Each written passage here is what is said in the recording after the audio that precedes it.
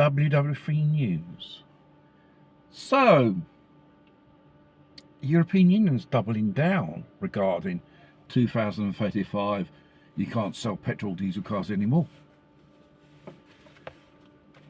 Finally, they've woken up, woken up, I should say,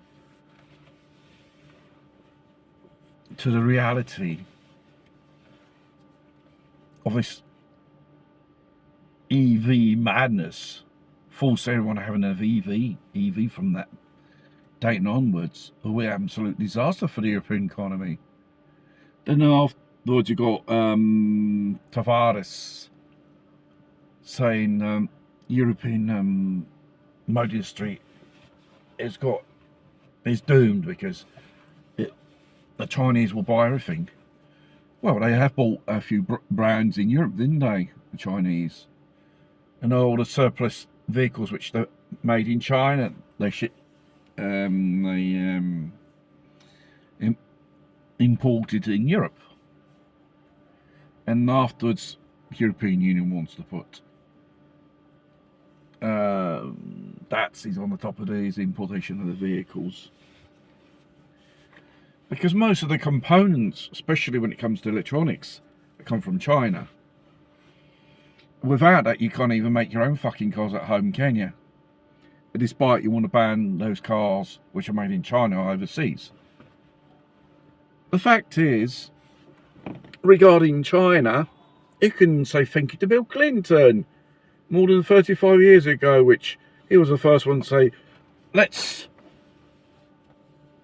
enter the China inside of the, whatever it's called, was it the global commercial thingy, whatever it is, don't remember, something like that. And everyone went to invest in China, despite cars, whatever. Most manufacturing companies, they went over there, transferred the production because obviously it's a lot more cheaper and it's a lot more easier for certain things, bureaucratic things, pay less taxes. You go where the grass is more greener, they should say, which China at that time was. And they're the same people today are crying, oh, the Chinese as super Americans, they're too strong, we haven't got no more manufacturing in our nation. Because you fucking send it all over to China more than 35 years ago. You even gave companies in some countries to transfer the production, which is called delocation. And afterwards, leaving God knows how many people out of work due to that. Now, like the Japanese, which destroyed in the 60s and 70s, who manufactured at home just about everything which they needed. But this time round, the Chinese, there was a bit of time when they begin to copy certain known marks of cars in Europe and around the world. And then they have realised, because we got the fucking money, we buy these fucking brands. So they bought it. So slowly, regarding car brands, will end up in Chinese hands. Some prestigious ones like Mercedes and Volvo, God knows how many other brands have ended up in Chinese ownership. Or they do joint ventures in Europe. We got to moan about the Chinese people or China itself. I have 5,000 years of history in many technological and scientific fields. They were years ahead respecting us in the medieval Europe, God knows what. And they're 5 years ahead of the Americans. Imagine that. And what does it mean to Europeans? They're 10 years ahead than Europeans regarding everything.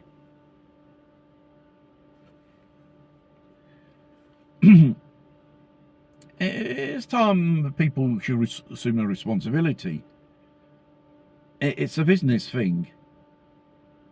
Now it touches them to call the shots on us. Who knows? We may drive Japanese-owned car companies here in Europe, or be delocated, be produced in China, make it more cheaper. You know, a bit like Alcan and all these, which happens to be the nephews of or offsprings of Gianni Agnelli, which used to be the owner of Fiat, one of the biggest European car companies around. The offsprings turned the fucking company into shit.